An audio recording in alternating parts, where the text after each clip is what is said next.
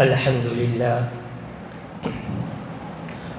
لله نحمده ونستعينه ونستغفره ونؤمن به ونتوكل عليه ونعوذ بالله من شرور أنفسنا ومن سيئات أعمالنا من يهده الله فلا مضل له ومن يضلله فلا هادي له ونشهد أن لا إله إلا الله وحده لا شريك له ونشهد أن سيدنا وسندنا وحبيبنا ومولانا محمدا عبده ورسوله صلى الله تعالى عليه وعلى آله وأصحابه وبارك وسلم تسليما كثيرا كثيرا.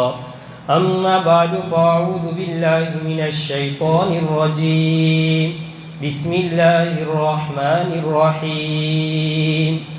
شهر رمضان الذي أنزل فيه القرآن هدى للناس وبينات من الهدى والفرقان.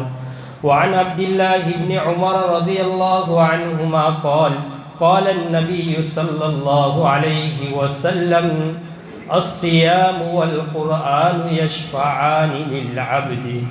رواه البيهقي في شعب الإيمان. وعن أنس رضي الله تعالى عنه قال النبي صلى الله عليه وسلم إن لله أهلين من الناس. قالوا يا رسول الله من هم؟ قال هم أهل القرآن أهل الله وخاصته. رواه ابن ماجہ. صدق اللہ العظیم. میرے واجب الاحترام بھائیوں، دوستوں اور بزرگوں، اللہ کا کلام اور رمضان المبارک دونوں کو آپس میں بڑی گہری مناسبت ہے. جتنی بھی آسمانی کتابیں ہیں وہ سب کی سب رمضان المبارک میں نازل ہوئی. آدم علی نبینا علیہ السلام پر جو صحیفے نازل ہوئے وہ 3 رمضان المبارک کو نازل ہوئے. حضرت ابراہیم علی نبینا علیہ السلام کو جو صحیفے عطا کیے گئے وہ 6 رمضان المبارک ہے. حضرت داؤد علی نبینا علیہ السلام پر زبور نازل ہوئی 12 رمضان المبارک کو. حضرت عیسیٰ علی نبینا علیہ السلام پر انجیل نازل ہوئی 18 رمضان المبارک کو، اور قرآن کریم نازل ہوا 27 رمضان کو. تو جتنی بھی آسمانی کتابیں اور صحیفے ہیں وہ سب کے سب اسی رمضان المبارک میں نازل فرمائے. اس سے ہم سب اندازہ لگا سکتے ہیں کہ رمضان المبارک اور قرآن کریم کا آپس میں کتنا گہرا رشتہ ہے. نبی علیہ السلام کی روایت حضرت عبداللہ ابن عمر رضی اللہ تعالیٰ عنہما فرماتے ہیں. اور دوسری بات یہ بھی ہے کہ ماقبل کی جتنی کتابیں اور جتنے صحیفے ہیں ان کی ذمہ داری اللہ نے ان کی امتوں کے اوپر ڈال دی. اور قرآن کریم یہ کتاب بھی ہے اور یہ کلام بھی ہے. ماقبل کی کتابیں صرف کتابیں ہیں، لیکن قرآن یہ کتاب بھی ہے اور کلام بھی ہے، اور اس کی ذمہ داری اللہ نے اپنے اوپر لی ہے کہ ہم ہی اس کی ذمہ داری کرنے والے ہیں اور اٹھانے والے، اور ہم ہی اس کی حفاظت کرنے والے ہیں. تو بہرحال قرآن کریم کو اس رمضان المبارک کے ساتھ بڑی گہری مناسبت ہے. لہذا ہمیں چاہیے کہ کثرت کے ساتھ قرآن کریم کی تلاوت کریں. قرآن کریم اور روزہ یہ 2 چیزیں ایسی ہیں کہ کل قیامت کے دن اللہ تبارک و تعالیٰ کے سامنے بندے کے متعلق سفارش کریں گے. عبداللہ ابن عمر رضی اللہ تعالیٰ عنہما کی روایت ہے، مشکوٰۃ شریف میں امام بیہقی رحمۃ اللہ علیہ کے حوالے سے ہے کہ عبداللہ ابن عمر فرماتے ہیں کہ اللہ کے رسول صلی اللہ علیہ وسلم نے فرمایا الصیام والقرآن یشفعان للعبد، کہ روزہ اور قرآن کریم یہ بندے کے لیے ہے، کل قیامت کے دن یہ دونوں بندے کے بارے میں سفارش کریں گے. فیقول الصیام، روزہ کہیں گے ای ربی، اے میرے رب، انی منعتہ الطعام والشہوات، میں نے ان کو کھانے اور شہوات سے دین میں روکے رکھا تھا، فشفعنی، لہذا میں تجھ سے سفارش کرتا ہوں، فیہ، اس تیرے بندے کے متعلق تو میری سفارش قبول فرما۔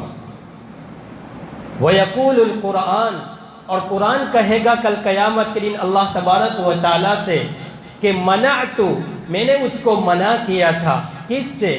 میں نے اس کو روکے رکھا رات میں، النوم باللیل، رات میں سونے سے، تاکہ یہ رات میں قیام کرے، تراویح پڑھے، اور یہ رات میں نوافل پڑھے، تہجد پڑھے، میں نے اس کو سونے سے روکا رکھا تھا، فیشفعانی، دونوں کی سفارش قبول کی جائے گی، کل قیامت کے دن دونوں کی سفارش قبول کی جائے گی۔ میرے بھائیوں، دنیا کے اندر میں واحد کتاب ایسی ہے قرآن کریم کہ جس کے ماننے والے بہت زیادہ ہے، اور کوئی بھی کتاب دنیا میں ایسی نہیں ہے کہ جس کے اندر اتنی تاثیر ہو کہ کوئی اپنے مذہب کو اور اپنے عقیدے کو تبدیل کر سکے۔ انسان اپنے مذہب کے اوپر مر مٹنے کے لیے تیار ہو جاتا ہے، لیکن وہ اپنے دھرم کو چھوڑنے کے لیے کبھی تیار نہیں ہوتا، کسی مذہب کو وہ اختیار نہیں کرتا۔ اور کوئی کتاب قرآن کریم کے علاوہ ایسی نہیں ہے کہ انسان کے اندر میں ایسی تاثیر رکھے کہ وہ اس کو پلٹ کر رکھ دے، لیکن قرآن کریم کے اندر میں اللہ نے ایسی تاثیر رکھی ہے کہ جو شخص سچے دل سے اس قرآن کریم کی تلاوت کرتا ہے، اللہ اس کی زندگی کی کایا کو پلٹ دیتے ہیں۔ علامہ ابن اثیر جزری رحمۃ اللہ علیہ نے اسد الغابہ فی معرفت الصحابہ میں حضرت عمر رضی اللہ تعالیٰ عنہ کا واقعہ جو بہت مشہور ہے نقل کیا ہے کہ حضرت عمر رضی اللہ تعالیٰ عنہ جا رہے تھے، راستے میں نعیم بن عبداللہ سے ملاقات ہوئی، تو نعیم بن عبداللہ نے فرمایا کہ کہاں جا رہے ہو؟ نعوذ باللہ، فرمایا اللہ کے رسول کو قتل کرنے کے لیے۔ فرمایا پہلے تم اپنے بہنوئی اور اپنی بہن کی بھی خبر لے لیا کرو۔ وہ وہاں گئے اور گھر کو دستک دی اور دیکھا کہ اندر میں پڑھنے کی آواز آ رہی تھی۔ جلدی جلدی حضرت عمر رضی اللہ تعالیٰ عنہ کی بہنوئی اور بہن نے وہ جو قرآن کریم کے اوراق تھے اس کو چھپا رہے تھے، فرمایا بے تحاشا اپنے بہنوئی کو مارا اور اپنی بہن کو مارا، یہاں تک مارتے رہے کہ بہن کے جسم سے خون بہنے لگ گئے۔ حضرت عمر چونکہ اس وقت اسلام نہیں لائے تھے، لیکن ان کو ترس آ گیا، رحم آ گیا، فرمایا مجھے بھی بتاؤ کہ وہ کیا لکھا ہوا ہے، وہ کیا پڑھ رہی تھی تم؟ فرمایا تم ناپاک ہو اور ناپاکی کی حالت میں اس کو نہیں چھو سکتے ہو، فرمایا پہلے غسل کرو۔ حضرت عمر نے غسل کیا، پھر ان کے سامنے قرآن کریم سورہ طٰہٰ کی آیتیں پڑھی گئی، طٰہٰ ما انزلنا علیک القرآن لتشقى الا تذکرۃ لمن یخشی، جب یہ آیتیں پڑھی جا رہی تھی حضرت عمر رضی اللہ تعالیٰ عنہ کی آنکھوں سے آنسو بہہ رہے تھے، فرمایا مجھے بھی مسلمان کرا دو۔ تو کہنے کا مطلب یہ کہ حضرت عمر رضی اللہ تعالیٰ عنہ کی ہدایت کا جو سبب اور ذریعہ بنا، ایک تو نبی کریم صلی اللہ علیہ وسلم کی دعا تھی، اور دوسری چیز قرآن کریم کی یہ تاثیر تھی کہ جس نے عمر رضی اللہ تعالیٰ عنہ کی کایا کو پلٹ دیا۔ محدثین لکھتے ہیں کہ پہاڑ کو اپنی جگہ سے ہٹانا یہ آسان تھا، چہ جائے کہ حضرت عمر رضی اللہ تعالیٰ عنہ کو اسلام کی طرف اس کو لانا اور عمر کا اسلام قبول کرنا یہ اس سے زیادہ کٹھن اور دشوار تھا۔ بہرحال میرے بھائیوں، تو قرآن کریم کے انوار، قرآن کریم کے تلاوت کے اوپر اللہ کے انوارات برستے ہیں، اور روزہ رکھنے سے روزے دار کے چہرے پر ایک قسم کا نور ہوتا ہے اور اس کے اوپر اللہ تبارک و تعالیٰ کی رحمتیں برستی رہتی ہے۔ تو قرآن کریم اور رمضان المبارک کا آپس میں بڑا گہرا رابطہ ہے، اسی وجہ سے رمضان المبارک کے شروع ہی میں اللہ کے رسول صلی اللہ علیہ وسلم کے پاس حضرت جبرائیل علیہ نبینا علیہ الصلاۃ والسلام آتے تھے اور آپ قرآن کریم کا دور فرماتے تھے، اس طرح اتنا اہتمام کرتے تھے۔ عائشہ صدیقہ رضی اللہ تعالی عنہ فرماتی ہے کہ ایک مرتبہ اللہ کے حبیب علیہ الصلاۃ والسلام میرے پاس رات میں تشریف لائے اور فرمایا اذن لی یا عائشہ، یا عائشہ آپ مجھے اجازت دیجئے تاکہ میں اپنے رب کی عبادت کروں۔ حضرت عائشہ صدیقہ رضی اللہ تعالی عنہ فرماتی ہے کہ اللہ کے رسول صلی اللہ علیہ وسلم کھڑے ہو گئے اور آپ قرآن کی تلاوت کرتے جا رہے تھے اور آپ کے آنکھوں سے آنسو بہہ رہے تھے، اور اس طرح آواز آ رہی تھی جس طرح انسان کے آنکھوں سے اور پانی کے قطرے کے ٹپکنے سے زمین پر کیسے آواز آتی ہے، نبی اکرم صلی اللہ علیہ وسلم کے اس طرح آنسو کے ٹپکنے کی آواز آ رہی تھی، اور فرمایا پورا مصلی آنسوؤں سے تر اور گیلا ہو چکا تھا۔ تو قرآن کریم کے اندر میں ایک تاثیر ہے، قرآن کریم کے ایک برکات ہے۔ جو انسان سچے دل سے قرآن کریم کو سنتا ہے، پڑھتا ہے اور اس سے لذت محسوس کرتا ہے، اللہ اس کی زندگی کے سارے مسائل کو حل کر دیتے ہیں۔ ہمارے اکابرین میں کیسے کیسے لوگ گزرے ہیں کہ ایک ایک رات میں ایک ایک آیت میں پوری رات گزار دی۔ نبی کریم صلی اللہ علیہ وسلم ایک مرتبہ رات میں تلاوت کر رہے تھے، اچانک یہ آیت سامنے آ گئی، ان تعذبهم فانہم عبادک وان تغفر لهم فانک انت العزیز الحکیم۔ اسی ایک آیت کریمہ میں پوری رات گزار دی۔ فرمایا ان تعذبهم فانہم عبادک، آپ کہہ رہے ہیں اللہ تبارک و تعالیٰ کو، اے باری تعالیٰ اگر آپ اپنے بندوں کو عذاب دے، ان تعذبهم فانہم عبادک، اگر آپ انہیں عذاب دے تو یہ آپ کے بندے ہیں، وان تغفر لهم، اگر آپ نے انہیں بخش دیا، فانک انت العزیز الحکیم، تو آپ زبردست حکمت والے ہیں۔ تو قرآن کریم کو یہ ہے کہ ہمارے اکابر نے ایک ایک آیت میں پوری رات گزار دی۔ تو قرآن کریم ایک ایسی کتاب ہے کہ انسان اس کو جب بھی پڑھتا ہے، یہ قرآن کریم ہمارے سامنے نیا اور بالکل نیا لگتا ہے اور نئے طریقے سے ابھر کر سامنے آتا ہے۔ انسان جس نیت سے پڑھتا ہے اللہ اس کی ضرورت کو پوری کر دیتا ہے، اللہ اس کی ضرورت کو پوری کر دیتا ہے۔ حضرت امام ابو حنیفہ رحمۃ اللہ علیہ کے متعلق لکھا ہے کہ آپ رمضان المبارک میں قرآن کریم کے 63 مرتبہ قرآن کریم کا ختم فرماتے تھے، ایک قرآن دین میں، ایک رات کے اندر میں، اور فرمایا 3 قرآن تراویح میں پڑھتے تھے۔ اور امام ابو حنیفہ رحمۃ اللہ علیہ کے سامنے ایک مرتبہ قرآن کریم کی آیت آ گئی، وَامْتَازُوا الْيَوْمَ أَيُّهَا الْمُجْرِمُونَ، اے مجرموں آج الگ ہو جاؤ۔ پوری رات پڑھتے رہے۔ امام ابو حنیفہ کا مقام کتنا بڑا ہے آپ جانتے ہیں، یہ کوئی معمولی آدمی نہیں ہے، بہت بڑا آدمی ہے امام ابو حنیفہ رحمۃ اللہ علیہ۔ آپ کے متعلق علامہ سیوطی علیہ الرحمہ نے لکھا ہے ایک واقعہ کہ ایک مرتبہ امام صاحب رحمۃ اللہ علیہ راستے سے جا رہے تھے، کسی نے زور سے تھپڑ رسید کیا، فرمایا میں بدلہ لے سکتا ہوں لیکن میں نہیں لے سکتا، میں پولیس کو کیس کر سکتا ہوں، بتا سکتا ہوں، لیکن میں ایسا نہیں کر سکتا۔ میں رات کی تنہائی میں مصلی کے اوپر کھڑے ہو کر اس کے لیے بد دعا کر سکتا ہوں، لیکن میں ایسا ہرگز نہیں کر سکتا۔ اگلا جملہ جو ہے اللہ وہ ہمیں بھی نصیب فرمائے، وہ دل وہ قلب ہمیں بھی نصیب فرمائے۔ اگلا جملہ جو امام ابو حنیفہ رحمۃ اللہ علیہ نے فرمایا، کل قیامت کے دن رب کریم نے اگر میری بخشش فرما دی، مجھے معاف کر دیا، تو فرمایا میں تجھے تلاش کرنے آؤں گا کہ تو کہاں ہے، اور تیری بخشش کرواؤں گا اور تجھے جنت میں ساتھ لے کر جاؤں گا۔ میرے بھائیوں، آج ہمارے دلوں سے یہ چیزیں ختم ہو گئی، ہمارے دلوں سے آپسی محبت، آپسی چیز یہ سب کچھ ختم ہو گیا۔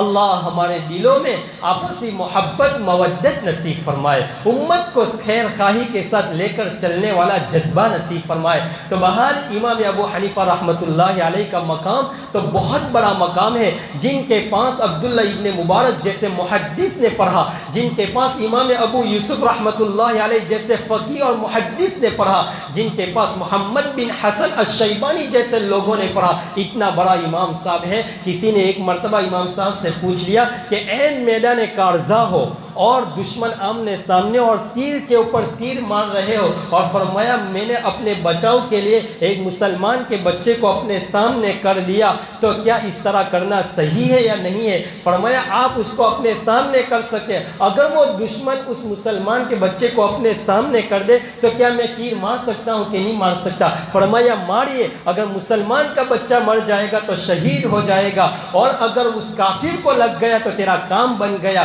اس نے پھر پلٹ کر سوال کیا کہ اگر اس نے ہمارے نبی کو سامنے کر دیا تو کیا اب میں اس کو تیر مار سکتا ہوں کہ نہیں مار سکتا؟ امام ابو حنیفہ رحمۃ اللہ علیہ نے فرمایا کہ جب نبی موجود ہو تو پھر مجھے سوال کرنے کی کیا ضرورت ہے، نبی ہی کو پوچھ لیجئے۔ یہ اشارہ تھا کہ نبوت کا سلسلہ ختم ہو گیا، اب دنیا میں نبوت کا سلسلہ نہیں ہے، یہ اشارہ کر دیا۔ میرے بھائیوں، اس سے ہمارے اکابرین اور محدثین نے یہ مسئلہ نکالا ہے کہ ایسا سوالات کیجئے جو زندگی میں کبھی کام آنے والے ہو، کبھی پیش آ سکتے ہو، ایسے سوالات کیجئے۔ ایسے سوالات نہ کریں جو کبھی زندگی میں پیش بھی نہ آ سکتے ہو، ایسے سوالات نہ کریں۔ کیل قال سے اپنے آپ کو بچائیں، ایسے سوالات نہ کریں کہ اپنی بڑائی، اپنی شان، اپنی چالاکی اور اس طرح کی چیزیں ظاہر کرنے کے لیے سوالات نہ کریں، کیل قال سے اپنے آپ کو بچائیے۔ بہرحال میں تو یہ عرض کر رہا تھا کہ اسی قرآن کو جنہوں نے جس نیت سے پڑھا، اللہ نے اس کی کایا کو پلٹ دیا۔ تو رمضان المبارک اور قرآن کا آپس میں بڑا گہرا ربط ہے۔ ایک مرتبہ نبی کریم صلی اللہ علیہ وسلم کے پاس 70 آدمی کی جماعت آئی، 70 آدمیوں کا قافلہ آیا، اور انہوں نے فرمایا کہ اللہ نے آپ کے اوپر جو نازل کیا وہ ہمیں پڑھ کر سنائیے۔ نبی کریم صلی اللہ علیہ وسلم نے وہ آیت کریمہ پڑھی، وَإِذَا سَمِعُوا مَا أُنزِلَ إِلَى الرَّسُولِ تَرَىٰ أَعْيُنَهُمْ تَفِيضُ مِنَ الدَّمْعِ مِمَّا عَرَفُوا مِنَ الْحَقِّ۔ فرمایا یہ آیت جب آپ نے پڑھی تو ان کی آنکھوں سے آنسو بہنے لگ گئے۔ تو میرے بھائیوں، یہ ہے کہ قرآن انسان کے اوپر سچے دل سے پڑھے اور یہ اثر نہ کرے، ایسا نہیں ہو سکتا ہے۔ قرآن کریم نے پڑھا کہ قرآن کریم نے کہا کہ انسان جب پڑھے تو سچے دل سے پڑھے، اس نیت سے پڑھے کہ وجلت قلوبہم، کہ ہم قرآن پڑھے اور ہمارے آنکھوں سے آنسو بہنے لگے، ہماری آنکھوں سے آنسو بہنے لگے۔ اللہ سے مانگیے، رونے والی آنکھیں مانگیے۔ کیا وجہ ہے کہ اتنا بہترین قرآن کریم پڑھا جائے اور ہمارے دل کے اوپر اس کا کوئی اثر ہی نہ ہو؟ اللہ نے اسی لیے تو رمضان المبارک میں تراویح رکھی ہے، من قام رمضان ایمانا واحتسابا غفر له ما تقدم من ذنبه، کہ جس نے رمضان المبارک کے اندر میں روزہ رکھا اور تراویح کی نماز پڑھی، من قام رمضان ایمانا واحتسابا، فرمایا جس نے تراویح کی نماز پڑھی کھڑے ہو کر بشاشت کے ساتھ، شوق اور ذوق کے ساتھ پڑھی، غفر له ما تقدم من ذنبی، رب کریم اس کے پچھلے سارے گناہوں کو معاف کر دے گا، سارے گناہوں کو معاف کر دے گا۔ تھوڑا ہی تو وقت ہوتا ہے، اتنا بہترین قرآن کریم کی تلاوت ہو اور ہم اس میں بھی غفلت برتے۔ میرے بھائیوں، یہ اللہ کی طرف سے اس دل کے اوپر محرومی ہے، دھبا لگ چکا ہے، لعنت ہے ایسے دل کے اوپر کہ قرآن کریم کی تلاوت ہو اور ہمارا دل بالکل غافل پڑا ہو، ہم مسجد سے باہر ہو، مسجد کے باہر بیٹھے ہو اور ایک طرف قرآن کریم کی تلاوت ہو، ہماری زبان سے شور نکلے، باتیں نکلے۔ یہ تو کفار مکہ کا طریقہ ہے کہ جب قرآن کریم پڑھا جاتا تھا تو یہ لوگ آپس میں باتیں کرتے تھے، شور کرتے تھے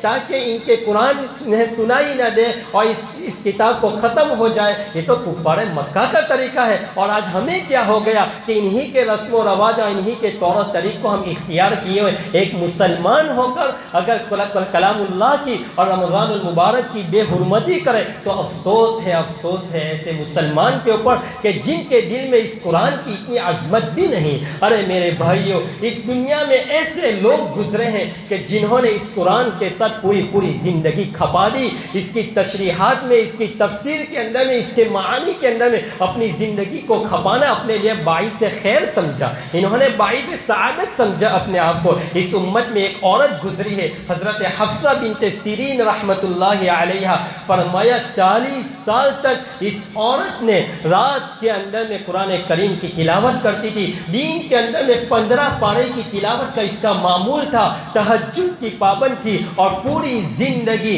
عید الفطر، عید الاضحیٰ اور اپنے ایام عذر کے ایام کے علاوہ پوری زندگی اس نے روزوں کے ساتھ گزاری۔ حفصہ بنت سیرین رحمت اللہ علیہ۔ میرے بھائیوں، امام شافعی رحمت اللہ علیہ رمضان المبارک میں 61 قرآن کریم ختم فرماتے تھے، امام بخاری رحمت اللہ علیہ 41 قرآن ختم کرتے تھے، حضرت مولانا یحییٰ صاحب رحمت اللہ علیہ اس رمضان المبارک میں روزانہ 2 قرآن کریم ختم کیا کرتی تھی۔ حضرت مولانا الیاس صاحب فرماتے تھے کہ میری والدہ محترمہ روزانہ 40 پارے کی تلاوت کرتی تھی۔ تو میرے بھائیوں، وہ کام کرنے کے ساتھ اس طرح کرتی تھی۔ حضرت شیخ زکریا رحمت اللہ علیہ نے اپنی بچیوں کا تذکرہ کیا کہ میری بچیاں گھر کے کام کاج کے ساتھ روزانہ 20-25 پارے کی تلاوت کرتی ہیں، اور شیخ کے وہاں تو خانقاہ چلتی تھی اور کتنے بڑے بڑے اکابر آتے تھے، فرمایا سب کچھ کام کاج کے ساتھ میری بچیاں اتنے پارے پڑھ لیا کرتی تھی۔ تو میرے بھائیوں، اللہ نے جو یہ رمضان المبارک کا مہینہ عطا فرمایا مجھے اور آپ کو، اس کو غنیمت سمجھے، اس کا احترام کریے۔ بعض مرتبہ احترام اور عظمت کی وجہ سے اللہ ہماری ہدایت فرما دیتے ہیں، ہماری مغفرت فرما دیتے ہیں، اور بعض مرتبہ اس کی بے حرمتی کرنے سے اللہ ایمان سے بھی ہمیں محروم کر دیتے ہیں، ایمان سے بھی محروم کر دیتے ہیں۔ جنہوں نے زندگی پر جو مسلمان نہیں تھے لیکن رمضان المبارک کا احترام کیا، اس کے عظمت کا خیال رکھا، اللہ نے اس کو ایمان کی توفیق دے دی، اور دنیا سے جانے سے پہلے انہیں ایمان کی حالت میں انہیں موت نصیب فرمائی۔ نزہۃ المجالس میں، شاید اس سے پہلے کسی وقت میں نے یہ واقعہ بھی ذکر کیا تھا کہ نزہۃ المجالس میں واقعہ لکھا ہے کہ ایک مجوسی نے رمضان المبارک سے پہلے اپنے بچوں کو جمع کیا، اور اس کا ہمیشہ کا یہ معمول تھا، اور اس نے اپنے بچوں کو کہا کہ دیکھو مسلمانوں کا پوتر مہینہ آ رہا ہے، لہذا اس کی بے حرمتی نہ کرنا، ان کے روزوں کی بے حرمتی نہ کرنا، بازاروں میں گھر کے باہر نہ کھانا۔ ایک مرتبہ وہ مجوسی اپنے گھر کے کام کاج کی وجہ سے بازار گیا اور اپنے بچے کو دیکھ لیا کھاتے ہوئے، اس نے زور سے اس کو تھپڑ مارا اور گھر لے کر آ کر اس کی برابر پٹائی کی۔ فرمایا اس کا انتقال ہو گیا، کسی نے اس کو خواب میں دیکھا کہ اس مجوسی تو جنت میں گھوم رہا ہے، تو اس نے پوچھا کہ کیا وجہ ہے، جنت تو مسلمانوں کی ہے اور آپ جنت میں، آپ تو مجوسی تھے۔ فرمایا اللہ نے مرنے سے پہلے ایمان کی توفیق دی تھی، اللہ کو میرا وہ عمل بہت پسند آیا کہ میں نے رمضان المبارک کے احترام میں اپنے بچے کی پٹائی کی تھی، اللہ کو میرا یہ عمل پسندیدہ اور محبوب لگا، اللہ نے اسی کے اوپر مجھے ایمان کی توفیق دی اور اسی کے اوپر میری مغفرت فرما دی۔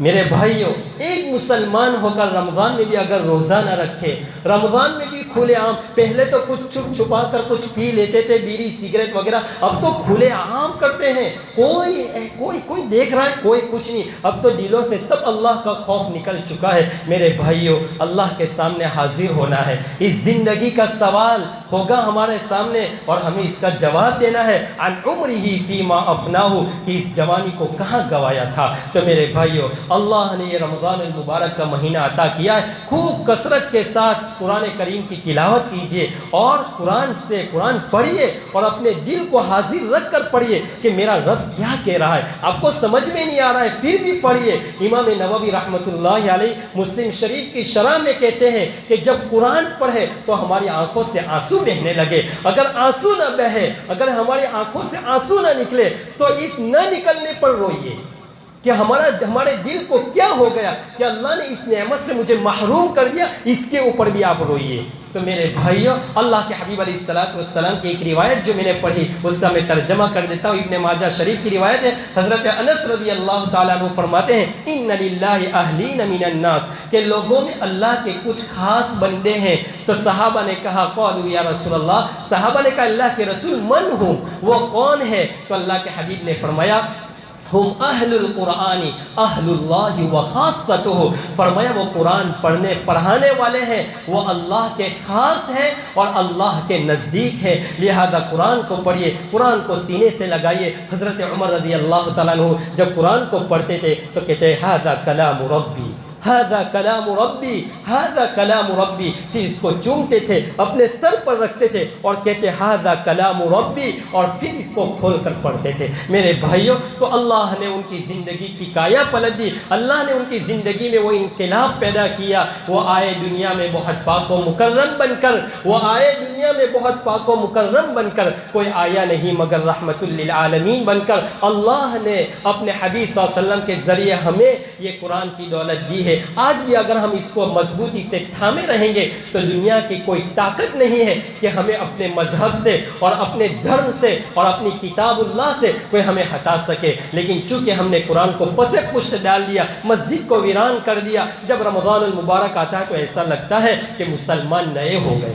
مجھے بھی بہت شوق ہوتا ہے کہ آج تو اللہ تعالیٰ کچھ بات کہلوائیں گے، لیکن عام طور پر جب جمعہ ہوتی ہے تو اب تو جمعہ بھی نہیں لگتی کہ آج جمعہ ہے، چند لوگ بیٹھے ہوتے ہیں، چند لوگ، اب تو جمعہ کا خطبہ کھڑا ہوتا ہے، ہونے کی تیاری ہوتی ہے، اس وقت بھی مسجد خالی ہوتی ہے۔ ارے یہ تو سید الایام ہے، یہ تو سید الایام ہے، یہ رمضان کا مہینہ سید الشہور ہے، اور ہم نے اس کی بے حرمتی کر رہے ہیں۔ ارے میرے بھائیو، یہ رمضان المبارک کا مہینہ ہے، سچے دل سے توبہ کیجیے، سچے دل سے توبہ کیجیے، اپنی زندگی کی مغفرت کروائیے اور اپنے مستقبل کے سنوارنے کی اللہ سے دعا کریجیے۔ اللہ تبارک و تعالی مجھے اور آپ کو ان کہی سنی باتوں کے اوپر عمل کرنے کی توفیق نصیب فرمائے۔ اور کل ہماری اس بستی میں دارالعلوم دیوبند کے ایک بہت مایہ ناز شخصیت تشریف لا رہی ہے، اور یہ ہماری خوش قسمتی ہے کہ ہمیں موقع مل رہا ہے، اور ہمارے گاؤں کے بڑوں نے، یوسف بھائی وغیرہ نے جو ہمارے ہیں، ان لوگوں کی محنت سے، اور ان کے اوپر حضرت مفتی یوسف صاحب پولیس کا فون آیا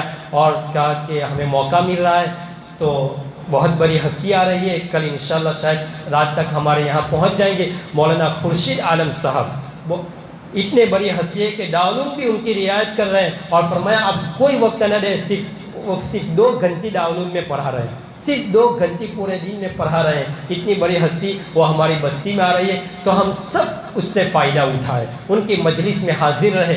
بعض مرتبہ اس سے پہلے بھی ہماری بستی میں ایسے اکابر آ کر گئے جنہوں نے جانے سے جاتے وقت شکایت کر کے گئے کہ اس بستی میں کسی کو کوئی طلب ہی نہیں ہے، کسی کو کوئی طلب ہی نظر نہیں آتی۔ اور رمضان اور جمعہ میں بھی بعض مرتبہ جو علماء آتے ہیں وہ فون کرتے ہیں کہ ہمیں آنا ہے، اور جب وہ آتے ہیں اور پھر کہتے ہیں کہ بستی میں لوگ کہاں پڑھتے ہیں نماز، لوگ کہاں نظر نہیں آتے۔